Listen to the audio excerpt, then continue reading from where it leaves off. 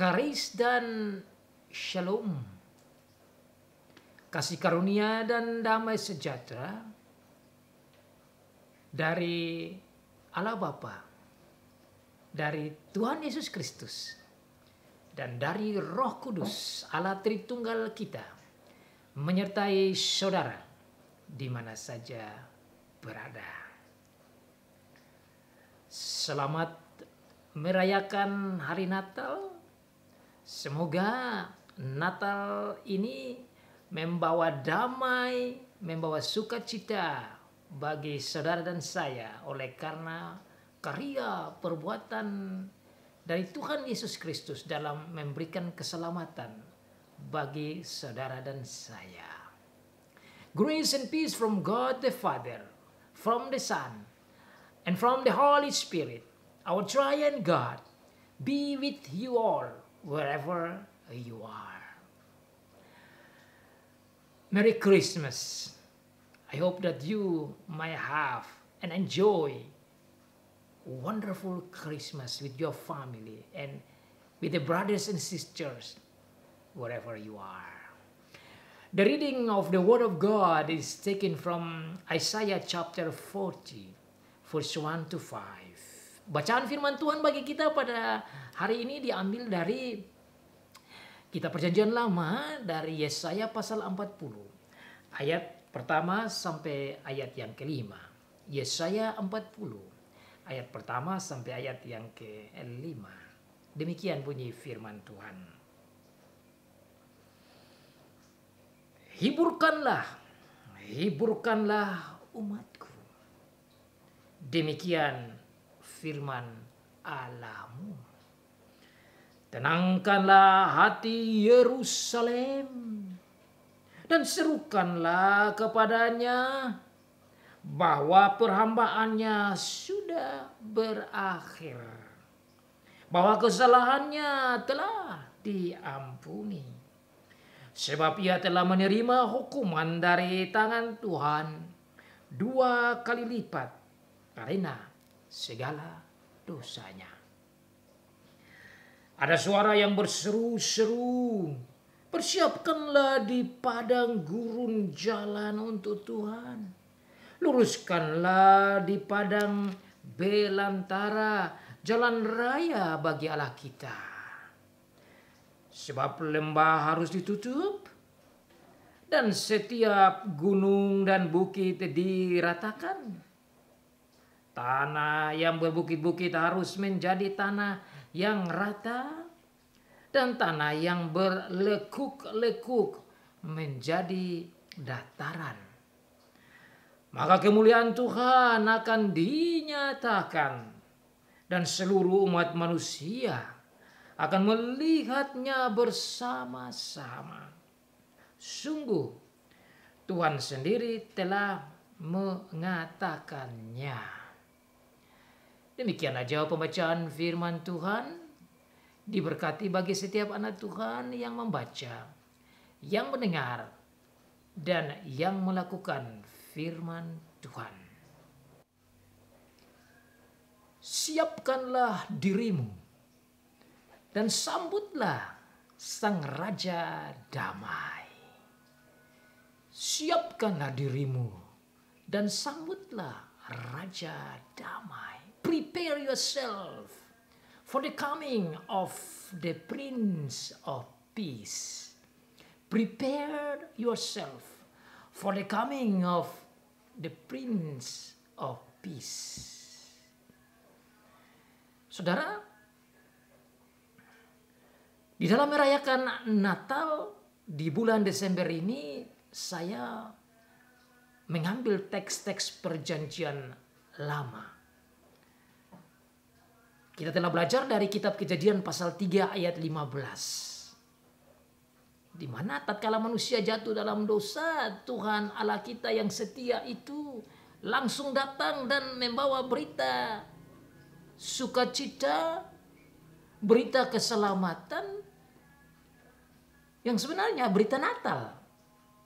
Bahwa lewat keturunan perempuan akan datang Dia yang akan menghancurkan kepala si ular.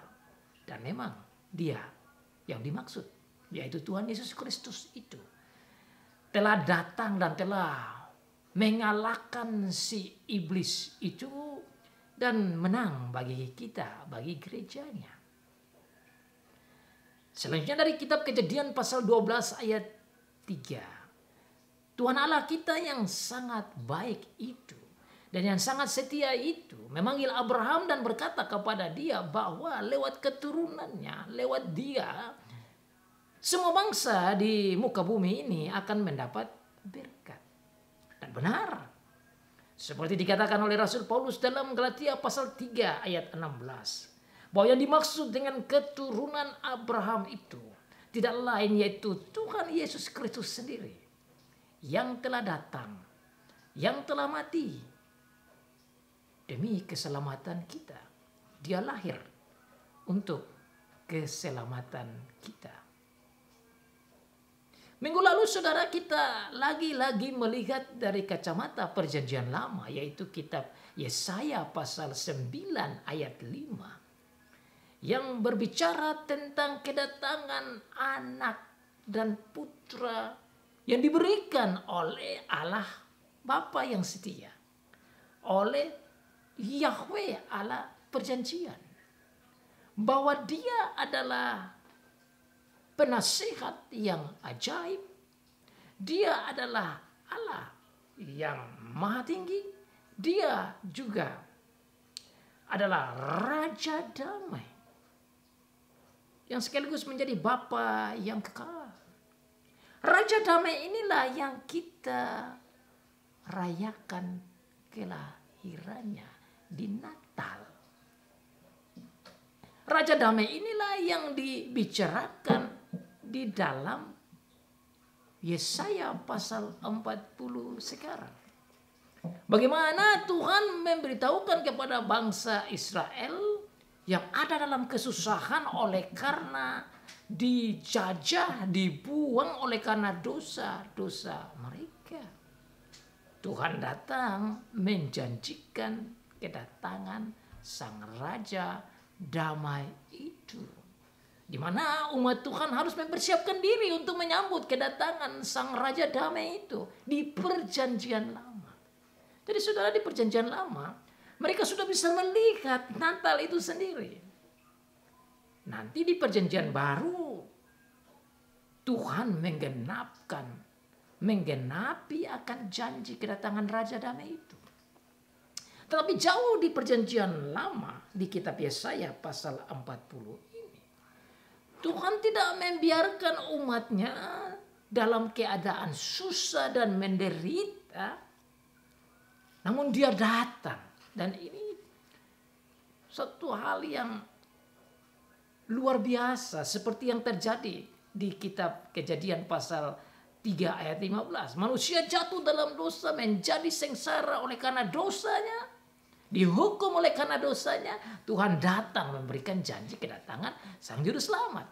Tatkala Abraham dan Tera dan semua turunannya jatuh dalam dosa, tidak mengenal Tuhan, jauh daripada Tuhan, menyembah berhala, Tuhan datang dan memberikan janji tentang kedatangan Sang Juru Selamat. Tatkala bangsa Israel juga jauh daripada Tuhan di kitab Yesaya pasal 9 dan sekarang jauh daripada Tuhan, melawan Tuhan dan kena hukum dari Tuhan, Tuhan datang dan membawa berita sukacita. Makanya Tuhan katakan dalam Yesaya pasal 40 di sini. Dia katakan, hiburkanlah umatku. Mengapa Tuhan berkata hiburkanlah dua kali? Karena dia melihat bahwa umatnya itu ada di dalam kesengsaraan. Kesengsaraan karena apa? Karena dosa-dosanya. Karena kesalahannya. Karena ketidakpercayaannya. Karena keras kepalanya. Karena perlawanan mereka kepada Tuhan. Dan mereka meninggalkan Tuhan, maka mereka mendapat hukuman dari Tuhan. Bahkan dikatakan hukuman 2 kali lipat. Mereka diangkut dari negaranya, daerah tanah perjanjiannya itu, dan dibuang ke Babylon atau Babel, negeri orang kafir, orang yang tidak percaya Tuhan. Oleh karena kesalahan mereka itulah Tuhan datang. Tuhan datang bagaimana? Tuhan datang menghibur mereka. Tuhan datang mengangkat mereka. Tuhan datang menolong mereka. Sekali lagi menggarisbawahi kasih dan kesetiaan dan kebaikan dan kepedulian dari Tuhan sebagai Allah yang setia. Dan inilah sekaligus berbicara tentang kedatangan Tuhan Yesus Kristus sebagai Raja Damai. So you see here again and again, every time when the people of God fell into sin, did not want to listen to God. God as the Father and Creator, lovable Father, came down, finding them, giving them the solution. Just like in Genesis chapter 3 verse 15, Genesis 12 verse 3, Isaiah 9 verse 5, now Isaiah 40 verse 1 to 5. You can see when the people fell into sin, went against God as the Father, as the Creator, God came down finding them. Amazingly, God did not leave them. Luar biasa, Tuhan tidak meninggalkan mereka di dalam kesengsaraan, di dalam penderitaan itu. Ini menunjukkan betapa setianya Tuhan, betapa baiknya Tuhan, bahwa mereka tidak dibiarkan dalam penderitaan itu dan tidak dihukum selama-lamanya. Mengapa? Karena Tuhan peduli. Tuhan adil, tetapi Tuhan juga Maha Pengasih. He is the justice God, but He is also a lovable God. Dia Allah yang adil, tapi Dia juga Allah yang Maha Pengasih. Makanya sebagai Allah yang Maha Pengasih, Dia datang lewat hambanya Yesaya. Dia sampaikan kepada umatnya supaya umatnya diangkat kembali. Dia yang katakan, hiburkanlah, hiburkanlah. Bahkan dia katakan 2 kali, hiburkanlah, hiburkanlah. Kenapa?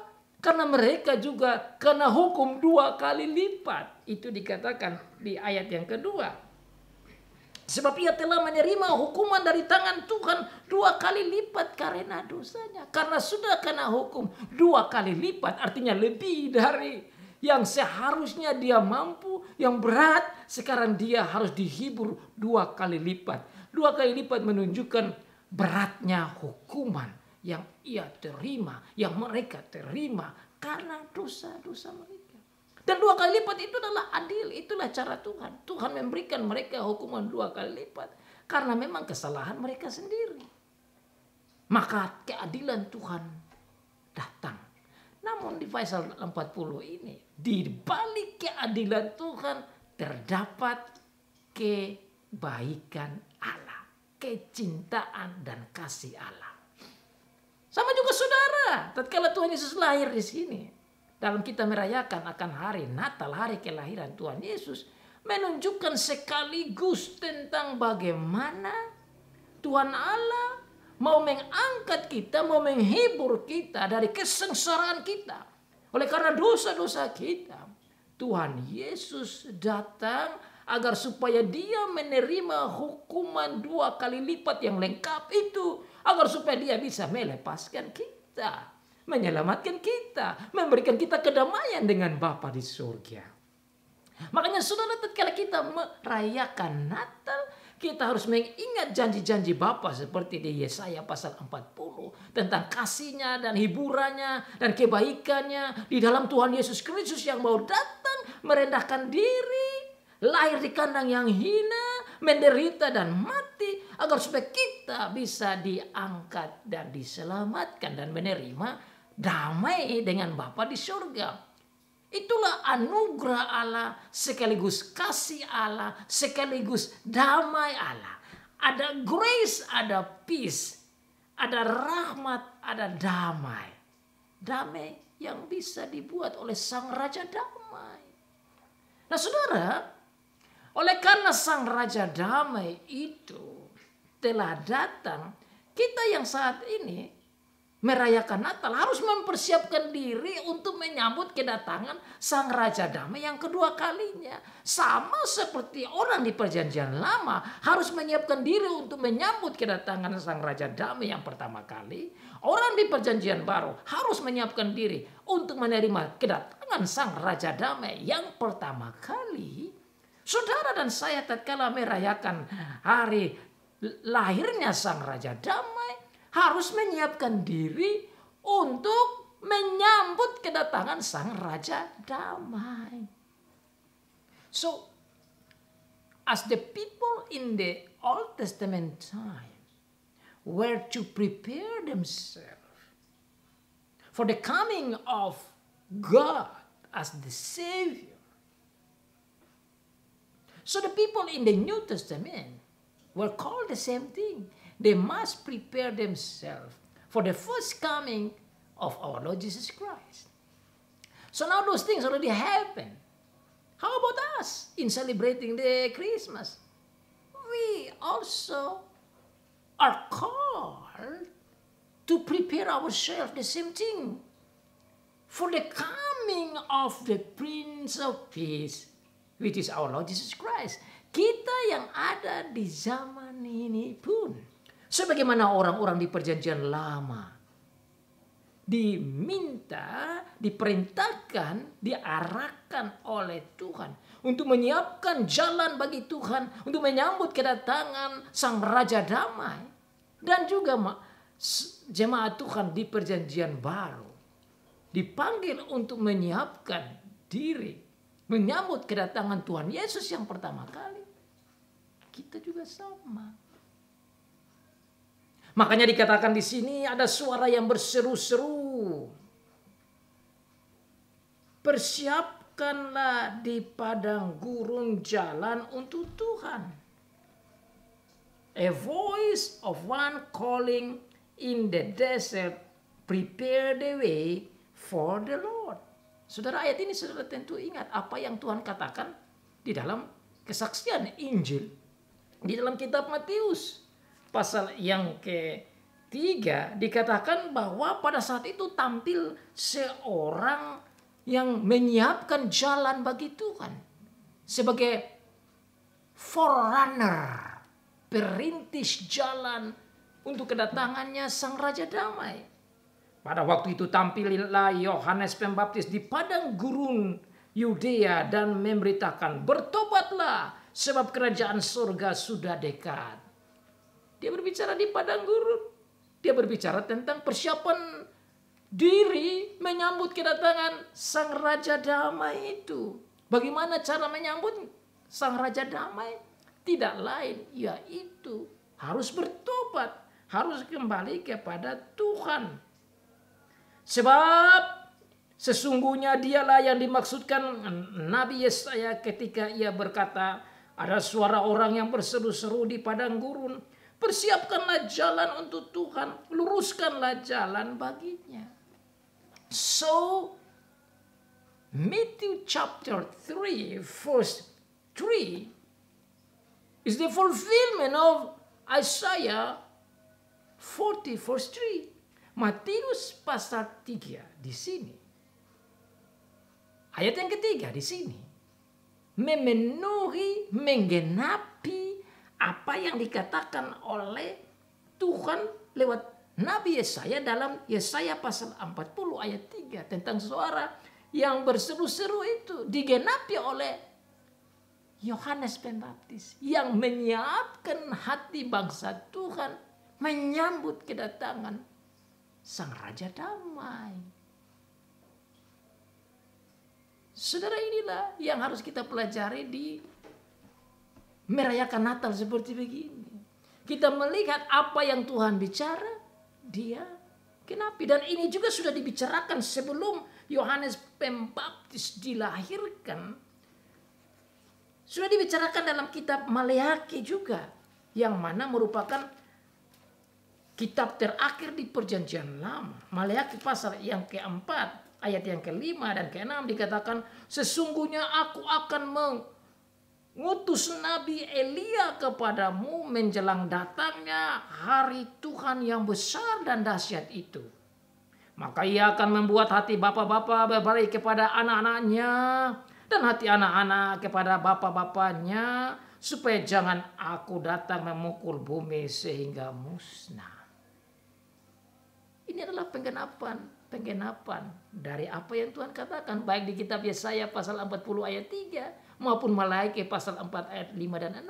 Diwujudkan, digenapi oleh Matius pasal yang ketiga ayat 3 tentang kedatangannya Yohanes Pembaptis sebagai perintis jalan untuk menyiapkan hati umat Tuhan menyambut kedatangan Sang Raja Damai.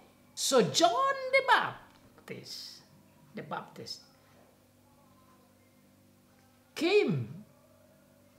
was born as the fulfillment of the promise of God in Isaiah 40 verse 3 as well as Malachi 4 verse 5 and 6. Where John the Baptist is the forerunner of our Lord Jesus Christ. That he was called to prepare the people of God for the coming of our Lord Jesus Christ. Jadi saudara, bangsa Israel itu diatur oleh Tuhan di perjanjian lama, baik di Yesaya maupun di Malaki, untuk menyiapkan diri mereka menyambut kedatangan Sang Raja Damai. Yang sama juga di perjanjian baru, sebelum Tuhan Yesus datang, Tuhan mengutus Yohanes Pembaptis untuk menjadi perintis, menggerakkan, merubah, mengkhotbahkan tentang khotbah pertobatan, agar supaya bangsa Israel bertobat dari dosa-dosanya dan menyiapkan diri menyambut kedatangan Sang Raja Damai. Itulah maunya Tuhan. That is the willingness and the desire and the plan and the goal of God. Before our Lord Jesus Christ was born, they must prepare themselves for the coming of the Prince of Peace. Mereka harus menyiapkan diri mereka untuk menyambut kedatangan Sang Raja Damai. Di perjanjian lama harus menyiapkan diri untuk menyambut kedatangan Sang Raja Damai, yaitu Tuhan sendiri. Di perjanjian baru sebelum Tuhan Yesus lahir, Yohanes Pembaptis sebagai roh Elia yang datang berkhotbah, mengajar agar supaya umat Tuhan menyiapkan hati dan diri mereka menyambut kedatangan Sang Raja Damai, yaitu Tuhan Yesus Kristus. Nah saudara, bagaimana saudara dan saya? Loh, kita juga sama. Makanya saudara, dalam merayakan Natal seperti begini, kita harus merefleksikan akan firman-firman Tuhan seperti ini dan menanyakan diri kita, apakah kita mau dan siap dan sedang menyiapkan diri kita untuk menyambut kedatangan Sang Raja Damai? Atau kita sibuk dengan hal-hal yang jauh dan berbeda dari apa yang Tuhan mau? Sebab merayakan Natal tidak lain seperti yang Tuhan bicara di kitab Yesaya pasal 40. Tidak lain seperti yang Tuhan bicara dalam Matius pasal yang ketiga ayat 3 dan seterusnya yang dilakukan oleh Yohanes Pembaptis. Tuhan mengirim nabi-nabi hamba-hambanya agar supaya bangsanya, umatnya menyiapkan diri mereka menyambut kedatangan Sang Raja Damai yang pertama itu. Apa yang harus mereka siapkan? Hatinya bagaimana? Dikatakan dalam Yesaya pasal 40 ayat yang ketiga selanjutnya, bahwa dalam menyiapkan jalan untuk Tuhan, maka jalan itu harus diluruskan. Dibicara tentang jalan. Jalan harus diluruskan, lembah harus ditutup, gunung-gunung, bukit-bukit harus diratakan, tanah yang berbukit-bukit harus menjadi tanah yang rata, tanah yang berlekuk-lekuk menjadi dataran. Apa maksudnya? Maksudnya tidak lain berbicara tentang hati.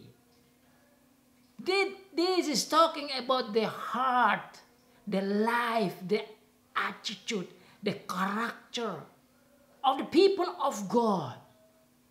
To live according to God's will, to obey God, to love God, and go back to God and follow God. And so they can prepare themselves to have the Prince of Peace. Nah, apa yang dimaksudkan tatkala dia katakan tentang jalan harus lurus? Ya, jalan yang harus lurus tidak lain berbicara tentang jalan hidup. Ini adalah bahasa-bahasa simbolis. Karena memang kalau raja mau datang, kalau presiden mau datang, memang rakyat diminta untuk menyiapkan jalan-jalan supaya bersih. Supaya yang bengkok-bengkok itu diluruskan. Supaya yang naik turun itu diratakan. Agar supaya sang raja bisa jalan dengan indah dan damai dan menikmati perjalanannya. Memang di dunia saja begitu. Kalau saudara mengingat tentang kedatangan presiden kapan saja, itu selalu sebelum dia datang itu diminta agar supaya setiap jalan itu diperbaiki, diratakan, dibuat baik supaya tatkala dia datang dia bisa berjalan dengan indah. Itu berbicara tentang kedatangan raja atau presiden atau pimpinan negara secara lahiriah, secara politik dunia. Tapi ini Tuhan gunakan kata-kata bahasa perlambang ini yang bermakna rohani. Di mana saudara dan saya diminta juga bahwa Tuhan akan datang di dalam diri kita, dalam hidup kita. Maka setiap hidup kita sebagai orang percaya harus diluruskan. Kalau kita sombong seperti gunung, seperti bukit, hati kita penuh dengan kesombongan, harus dibuang itu kesombongan. Harus diratakan. Kalau kita mutar-mutar, harus diluruskan. Kalau kita berjalan dengan kejahatan, harus diperbaiki. Itu yang dibicarakan di ayat selanjutnya, baik ayat 3, ayat 4. Bahwa hidup bangsa Tuhan, umat Tuhan harus diperbaiki dalam arti harus bertobat. Seperti yang dikatakan dalam Matius 3 ayat yang ketiga tadi. Pekerjaan dari Elia. Supaya ada kedamaian antara manusia dan Tuhan. Ada ketaatan dan kasih umat dengan Tuhan. Sehingga dikatakan hati bapak-bapak berbalik ke hati anak-anak. Hati anak-anak berbalik kepada hati bapak. Tidak lain berbicara tentang love, cinta kasih. People of God must love each other. Must respect, must obey God, must listen to God, must love God, and must love themselves, look after themselves. Jadi saudara tidak lain berbicara tentang cinta kasih. Umat kepada Tuhan, umat kepada umat sesamanya dan untuk diri. Jadi saudara menyiapkan diri di Natal menyambut kedatangan Tuhan yang kedua kali. Tidak lain kita dipanggil untuk memiliki cinta kasih. We must have the love of God. Itulah tujuan dan panggilan Natal. Natal memanggil kita untuk memenuhi diri kita dengan cinta kasih.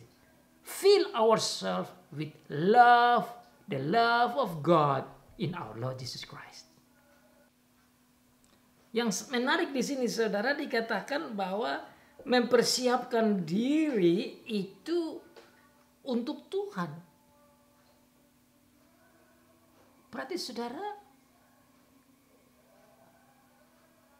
Matius pasal 3 sebagai penggenapan Yesaya pasal 40 ayat 3 yang diungkapkan oleh Yohanes Pembaptis dan berbicara tentang kedatangan Tuhan Yesus.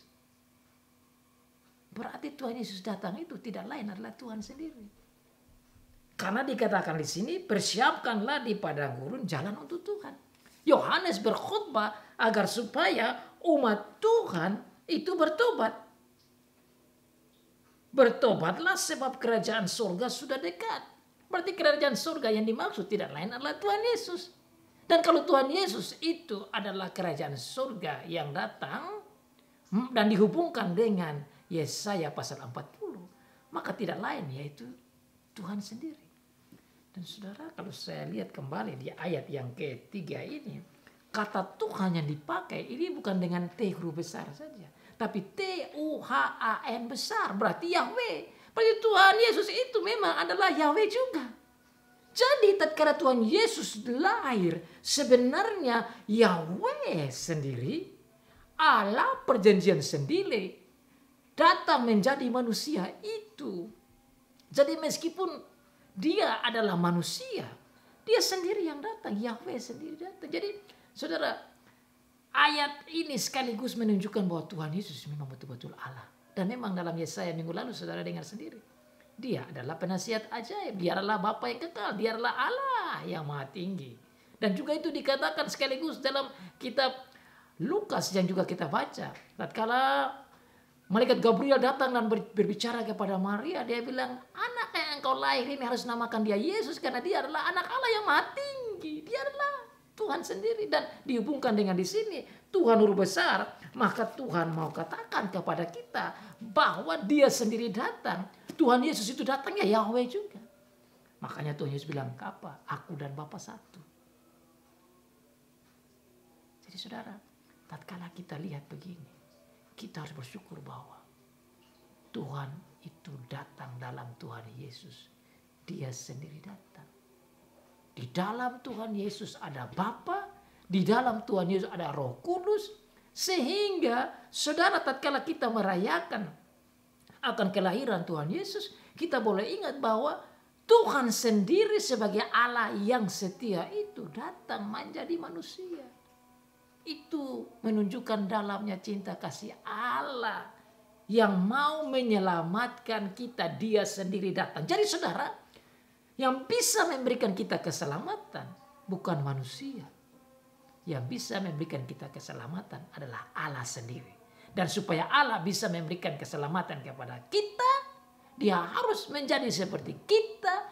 Supaya dia menerima hukuman yang Allah berikan kepada kita. Dan dari situ kita bisa diselamatkan. That is the only way. Makanya dikatakan oleh Tuhan Yesus, dia itu adalah jalan. I am the way and the truth and the life. Akulah jalan dan kebenaran dan hidup. Itulah Sang Raja Damai.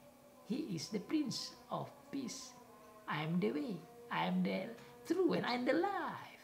God himself came down to save us. And that is the point of we celebrating Christmas. Jadi saudara, tatkala hati Bapa kembali ke hati anak-anak kembali ke Bapa, tatkala ada kedamaian, ada sukacita, ada kasih, ada kehidupan surgawi, maka kemuliaan Tuhan akan dinyatakan. Ayat yang kelima. Dan seluruh umat manusia akan melihatnya bersama-sama. Sungguh Tuhan sendiri telah mengatakannya. And the glory of the Lord will be revealed, and all mankind together will see it. Kemuliaan Tuhan akan dinyatakan. Kemuliaan Tuhan hanya bisa dinyatakan tatkala hati orang-orang umat Tuhan berbalik kepada Tuhan, menerima Tuhan Yesus Kristus, hidup seperti yang Dia minta. Hidup sebagai orang-orang anggota kerajaan Allah. Hidup sebagai orang-orang surgawi. maka kemuliaan Tuhan muncul dalam kehidupan kita. Itulah panggilan dalam merayakan Natal, saudara. We are called to live as heavenly people in our Lord Jesus Christ, so that the glory of God can be revealed in our life through our Lord Jesus Christ and through the work of the Holy Spirit. And that's the point for celebrating Christmas. We must fill the Christmas with heavenly life, with heavenly characters, with heavenly feelings, with heavenly thinking, with heavenly mindset, with heavenly attitude, with heavenly habit, with heavenly way of life, just like our Lord Jesus Christ lives, just like what our God wants. Itulah panggilan dalam merayakan Natal. Dalam menyiapkan diri kita menyambut kedatangan Tuhan kita yang kedua kali, saudara. Menyambut kedatangan Sang Raja Damai. Orang-orang yang ada dalam kerajaan damai dipanggil untuk hidup surgawi. Memiliki mindset surgawi. Memiliki sikap surgawi. Memiliki pikiran surgawi. Memiliki hati surgawi. Memiliki kebiasaan surgawi. Memiliki kehidupan surgawi. Kehidupan yang penuh damai. Seperti yang diminta oleh Tuhan dalam firman. Sebagaimana yang Tuhan Yesus ingin. Yang sudah Dia kerjakan bagi kita. Yaitu membawa damai untuk kita dan Bapa, kita dan sesama. Dan dalam diri kita. Maka saudara, marilah kita bertanya pada diri kita masing-masing. Do you have that new life? Life of peace that we have from our Lord Jesus Christ. Adakah damai? Damai dari Tuhan Yesus Kristus dalam hati kita masing-masing. Kalau saudara memiliki itu, saudara boleh merayakan Natal dengan indah. Karena makna Natal tidak lain yaitu merayakan indahnya kedamaian dengan Bapa di surga karena Tuhan Yesus. Merayakan Natal tidak lain yaitu merayakan indahnya kedamaian dengan sesama kita. Merayakan Natal tidak lain yaitu merayakan indahnya damai bagi kita karena Tuhan Yesus. Damai itulah telah dikerjakan oleh Tuhan Yesus Kristus Sang Raja Damai. Memang kita masih menghadapi banyak kesulitan, banyak kejahatan, banyak kebusukan yang mau menghancurkan kedamaian. Tapi kita yang ada di dalam Tuhan, di dalam Tuhan Yesus Sang Raja Damai itu, kita dipanggil untuk tetap memegang kedamaian, mempertahankan kedamaian, merefleksikan kedamaian, memproklamirkan kedamaian. Menyampaikan kabar damai di dalam Tuhan Yesus Kristus itu. Dan hidup dalam damai. Damai dalam diri. Damai dengan sesama. Damai dengan Tuhan. Karena Tuhan Yesus Kristus. Saudara. Siapkanlah dirimu. Sambutlah Sang Raja Damai. Prepare yourself for the coming of the Prince of Peace. Selamat Hari Natal, lahirnya Sang Raja Damai. Merry Christmas.